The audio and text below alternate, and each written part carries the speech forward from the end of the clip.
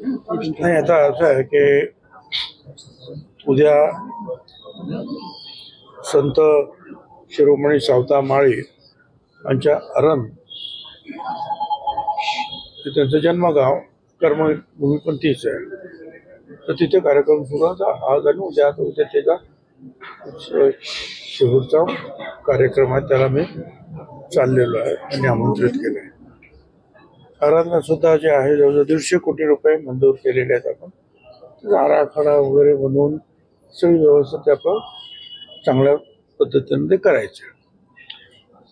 पण जाताना जे आहे ते आता जवळजवळ मला वाटतं 2-3 महिने झाले असतील. भिडेवाडा पाहायला आलो होतो. आलं पण थोडंसं पाऊस वगैरे चालला होता. तर आता मला तो भिडेवाडा कुठपर्यंत आलं ते पाहायचं आहे.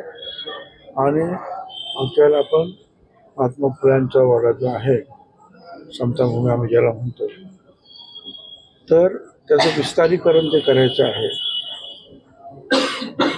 त्यांचा वाडा आणि महानगरपालिकेचं सावित्रीबाई फुले ते सभागृह आहे ते करायचं. आणि आजूबाजूच्या लोकांना दुसरी जागा देणं, कोणाला पैसे देणं, कोणाला केलं जसं जसं योग्य असेल त्यांना तसं हे करून तयार आहेत लोक. आणि त्याच्यासाठी मला वाटतं 200 कोटी रुपये जे आहेत ते, आणि पैसे पण आलेले आहेत तिथे. पण अजून त्याचा अभ्यासच चाललेला आहे. तर दादांनी पण, अजित पवारांनी पण मागच्या वेळेला त्यांना सांगितलं की लवकर आठवा, ते किती वेळ चाललं तुम्हाला, कोणाला काय पाहिजे, कोणाला काय पाहिजे, नियमाने हे करा.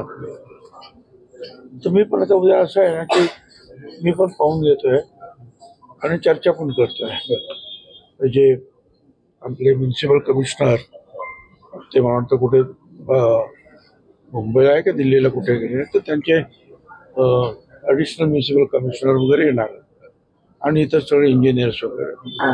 भिडेवाड्याला तुम्ही भेट देणार आहात. काही दिवसांपूर्वी भिडेवाड्याच्या इथं पण पावसामुळे तिथलं जे छताचा काही तुकडा आहे तो पडलेला होता, म्हणजे ते किरकोळ होतं. पण अशा घटना असं आहे ना की पावसामध्ये जे आहे आणि काम सुरू असताना थोडंसं हे होतंच काय त्याचं. आणि त्याचं काय अजून काही कम्प्लिशन काही झालेलं नाही, होईल ते हळूहळू. एक तर ते काही ती जागा छोटी आहे तुम्हाला माहिती, आणि त्या छोट्या जागेमध्ये ते सगळं ते आपल्याला ते करायचं असतं. बाहेर मोठी ट्रॅफिक चालूच आहे, ती पाऊस असतो. परत समोर तिकडे गणपतीचं मंदिर आहे, त्याच्यामुळे सुद्धा अनेक वेळा ट्रॅफिक जाम असते, तिथे गाड्या जात नाही, काम करतात. त्यांचे पण काही अडचणी आहेत, तरी सुद्धा आमचे लोक तिथे लक्ष देऊन आहेत आणि प्रयत्न करतात. आता ते त्याचं पाया करायला लागलंय, शेजारची बिल्डिंग कोसळेल की काय अशी भीती वाटत.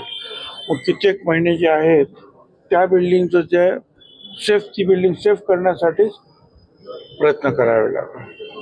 कुठल्या परिस्थितीत शेजारच्या इमारतींना धक्का पोहोचतो. साहेब, राजकीय प्रश्न आहे.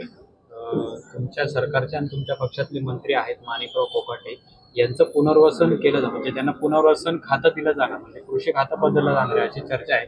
एक तर त्यांच्या राजीनाम्याची चर्चा होतीये. काल त्यांनी पत्रकार परिषद घेऊन राजीनामा देण्याचा संबंधच नाही असं म्हटलेलं आहे. दुसरीकडे त्यांनी भिकारी हा शब्द सुद्धा वापरलेला आहे. सरकारच आता भिकारी झालेला आहे.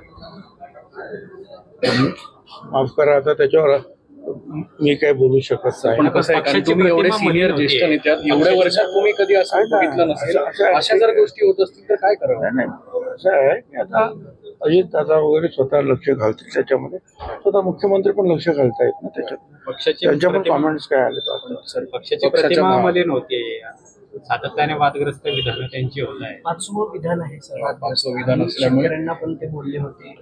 रमी खेळताना सापडले, कारण काल त्यांचं असं विधान आहे की मी काय बलात्कार वगैरे केलाय का राजीनामा द्यायला, असं.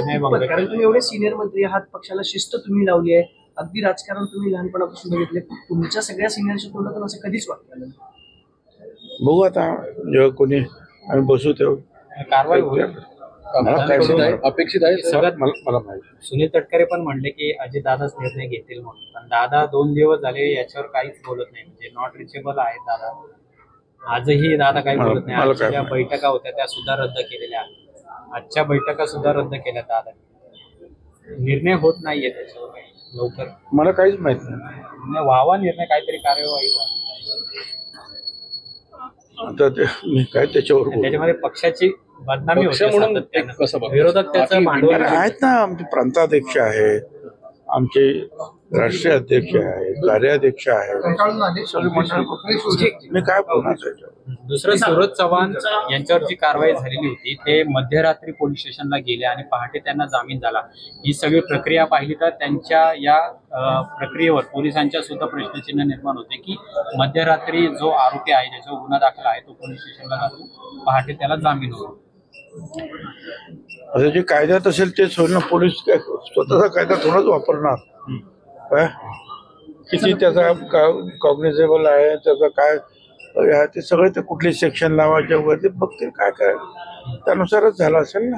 आमदारांकडनं थेट पोलिसांना धमक्या दिल्या जात आहेत साहेब की ते असा शांतपणा करू नका, आवाज खाली करा. कितपत योग्य आहे राज्यात हे सगळं? गुन्हा दाखल होणं वगैरे सगळं ठीक आहे. थेट रोहित पवार पोलीस स्टेशन मध्ये जातात, पोलिसांना धमकवतात, धमकी देतात. गुन्हा दाखल होणं ही प्रोसेस आहे. मरीन ड्राईव्ह कशाबद्दल? जितेंद्र आव्हाडांच्या प्रकरण विधान भवनाच्या नंतर जो गोंधळ झाला त्या पार्श्वभूमीवर आमदारांचं वागणं कितपत योग्य आहे? थेट भांडतायत, विधान भवनात भांडतायत, पोलिसांना धमकी देत आहेत. आता असं आहे ना, बरंचसं जे आहे तुम्ही लोक टीव्हीवर ते सगळं जे काय दाखवता काय ते मी ते थोडं पाहतो. बाकीचे ती जी संबंधित लोक आहेत ते बघत असतात, त्यातून ते त्याच्यात काय त्यांची काय त्यांना वाटलं काही चूक आहे तर ते त्याच्यावर पण काही म्हणजे बदल होता ना दिसत नाही, सातत्याने वादग्रस्त विधान. आता मी असं काय सांगणार? आणि तुम्ही पक्षात सिनियर